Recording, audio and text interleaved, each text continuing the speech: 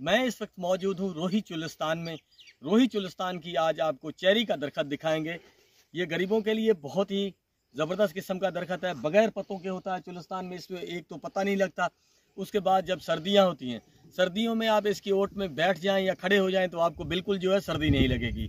एक दूसरा, इसकी लकड़ी को जो है कीड़ा नहीं लगता, किसी किस्म का कोई भी कीड़ा, ना ही घुन ना ही किसी किस्म की और चीज़ जो है इसको नुकसान पहुंचाती है। ये जो है गोपों में इसकी लकड़ी जो है इस्तेमाल की जाती है। उसके बाद अगर आप इसके फल को खाएं तो ये फल जो है इसको डेला बोलते हैं, और सिंधी में इसको जो है किरड़ बोलते हैं, उर्दू में भी किरड़ बोलते हैं। अब इसको जो है आप कच्चा खाएंगे तो करेले के नेमल बदल जो ये होता है। उसके बाद अगर ये पक जाए तो ये है चुलिस्तान की चेरी, बिल्कुल चेरी की तरह है जी। बहुत ही ज़बरदस्त किस्म का इसका जायका होता है, बहुत ही मीठा होता है ये। और हकीम लोग जो है इसको हिकमत में जो है बहुत ज़्यादा इस्तेमाल करते हैं।